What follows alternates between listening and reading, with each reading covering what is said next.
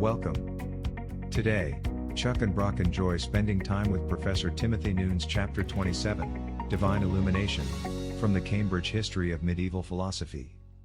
This is Generous Theology.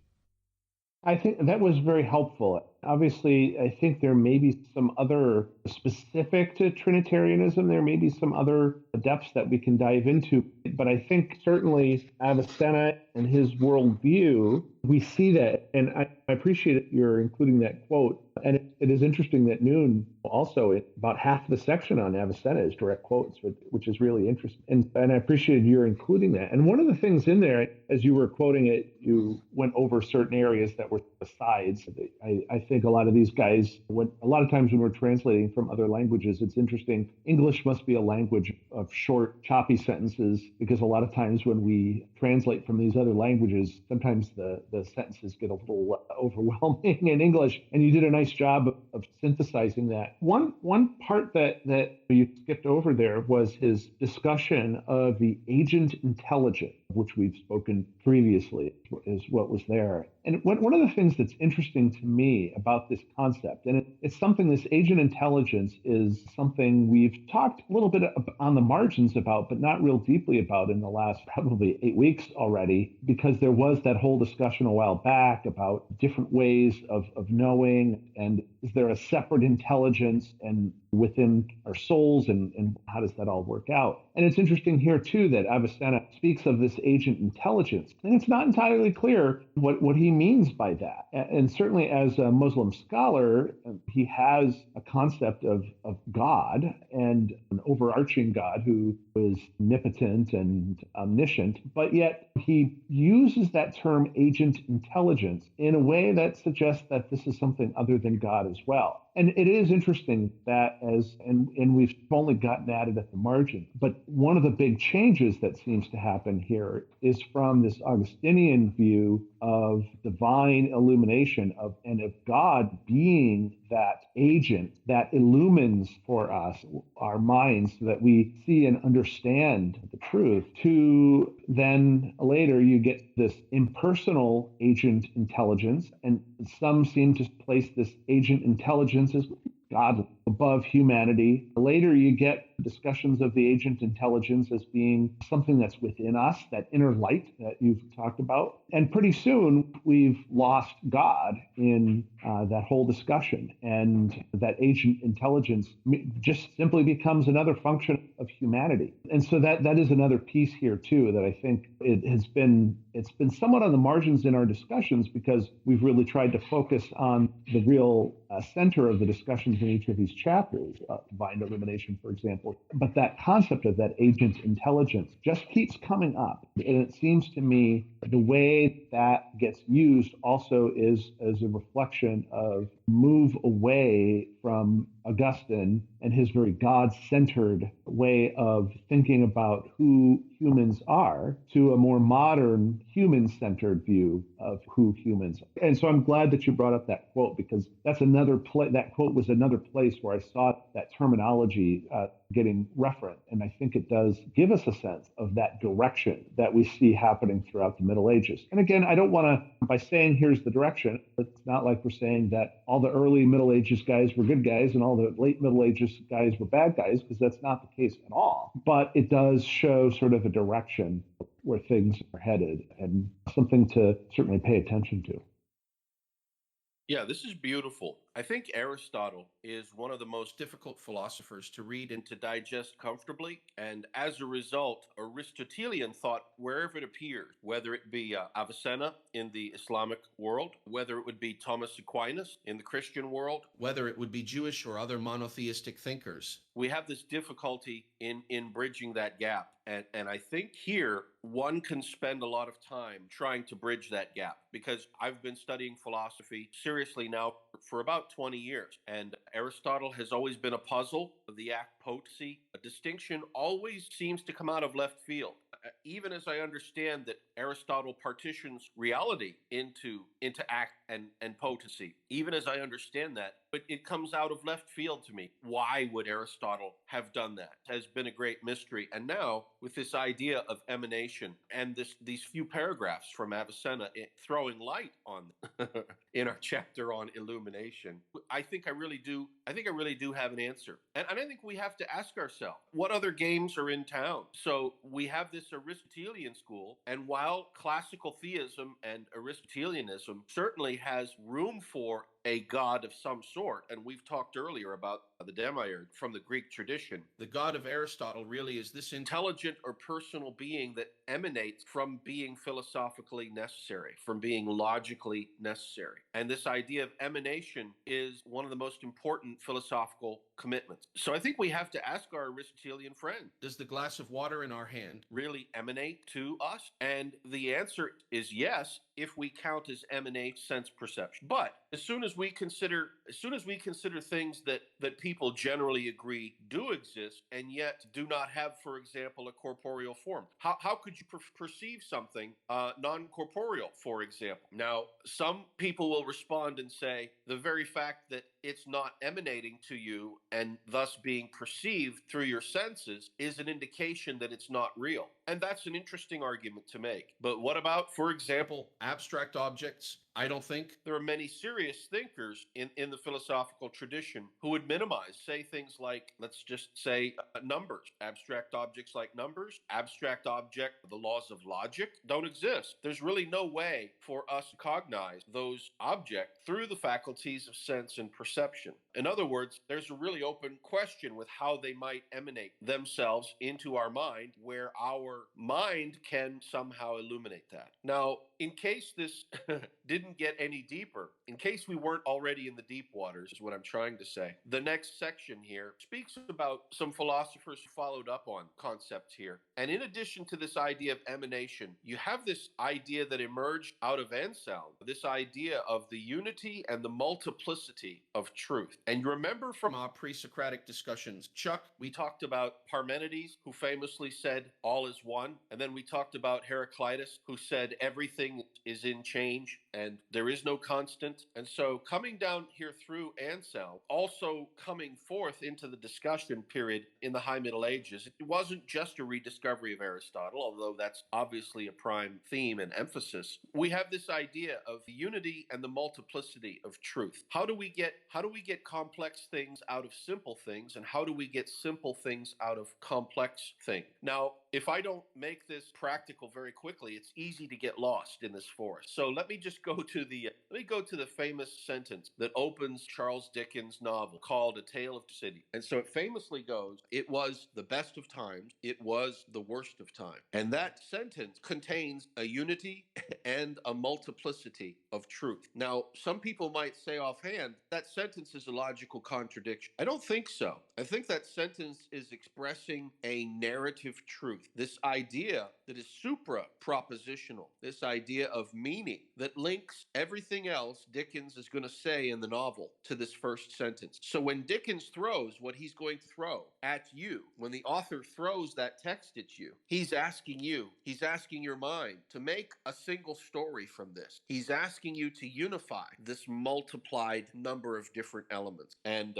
I think this is such a crucial concept in philosophy, Chuck, that until you have this, there's a lot of philosophy that's just not going to be able to fit into the average mind, because this is not necessarily an intuitive idea. What do you think of that transition to that idea here, and how it might relate to the rediscovery of the other things that we're talking about? Yeah, it's very clear that this idea of unity and multiplicity was another key piece of this discussion. And this chapter talks about Grosseteste and Rufus and Bonaventure, but all following on Anselm's work and what sort of emerges at the end of Anselm's work. And so a couple of thoughts that I had through this. First of all, one of the things that, as I was reading about this concept of both unity and multiplicity of truth, I think that is also, frankly, it was something they were trying to deal with in the Middle Ages, and I think it's something we're still trying to deal with today.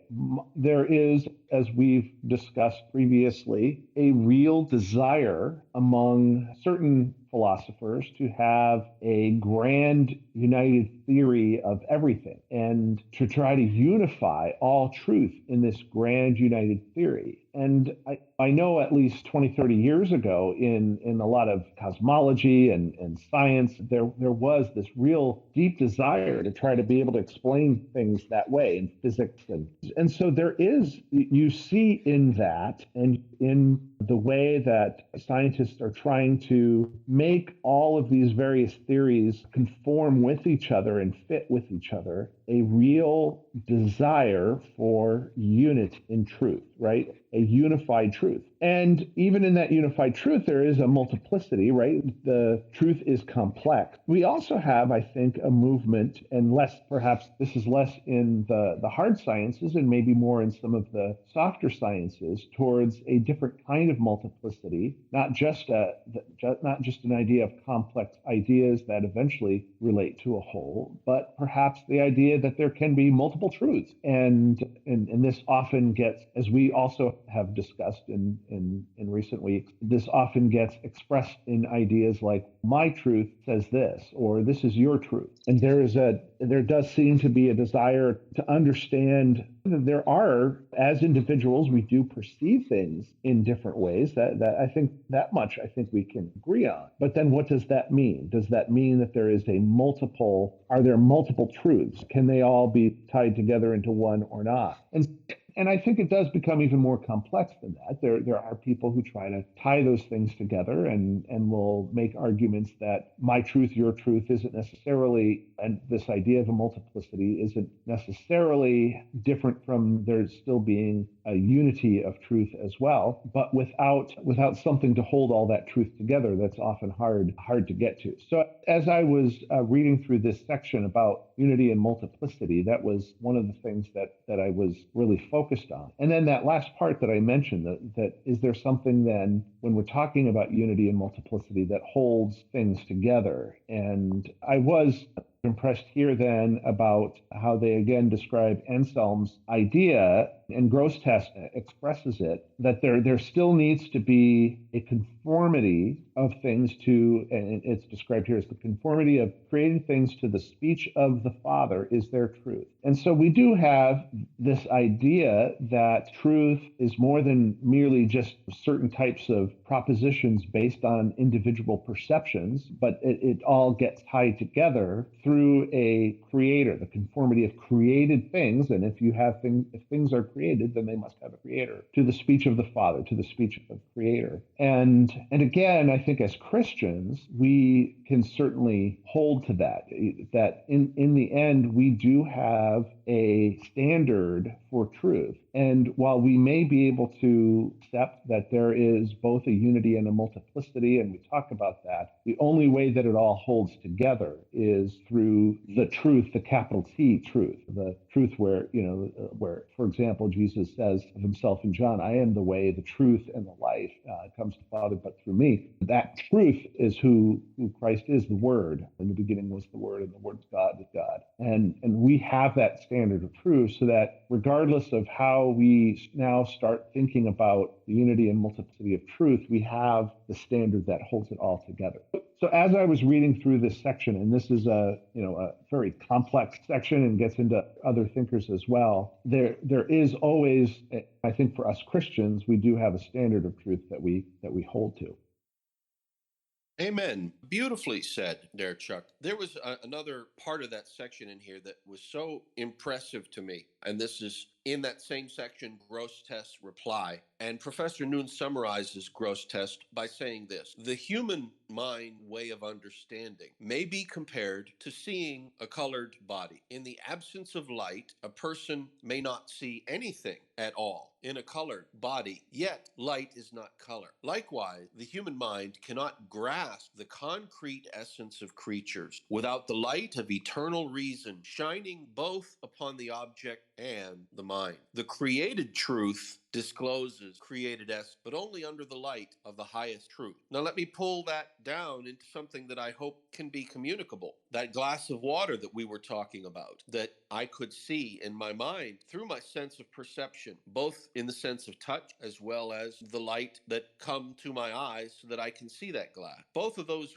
are ways of emanation. And so Grosseteste here is talking about emanation being presupposing this light of eternal reason, and it shines some sense upon both the glass such that the glass emanates qualities about itself, and also shines upon our mind. And it's that stimulus, it's that impression that creates the truth of the creature or the created truth. And so where are we to go with it? These are philosophical pre-commit, and it's very difficult to argue for other models without presupposing other philosophical pre-commitments. And in one sense, it's very difficult to talk with an Islamic thinker, an Aristotelian thinker, and a Christian thinker, because all three of us are coming from these different commitments. And it's very hard for us creatures to understand the creaturely understanding of each other. So remember, Chuck, we talked about Kant's philosophy, Immanuel Kant, and we summarized it as the science of thinking about thinking. Let me add another layer of indirection. We are not only thinking about thinking, but we are thinking about thinking in the different ways that people can think. And so if you think in red and I think in yellow, and our friend down the hall thinks in blue,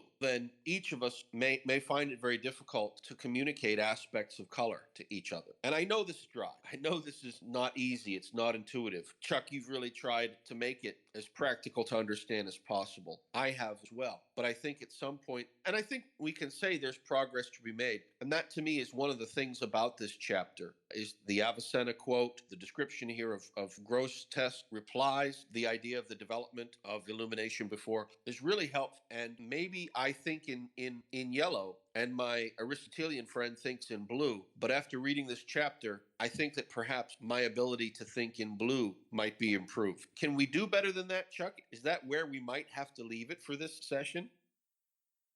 Yeah, it may well be, and I like that. I like that idea of thinking in colors because I think it. What I like about that image is there is still, even when if I happen to think in yellow and my Muslim friend thinks in green and my Aristotelian friend thinks in blue, there is still a sense in which in those different colored thinkings, there is still something that can come through that. So just in the same way that like if one wears a pair of glasses that filters yellow or green or blue, there may be different things that you can see. And in fact, at times we sometimes use filters like that for very specific reasons. And so there are going to be differences in the way we see and describe and think of things that may be hard to open. And yet there is still a sense in which we may be able to speak to each other even imperfectly, because there is still those things that we can see in the light of yellow, green, and blue. So we're still going to see the outlines. And so we may, as Christians, be unwilling to accept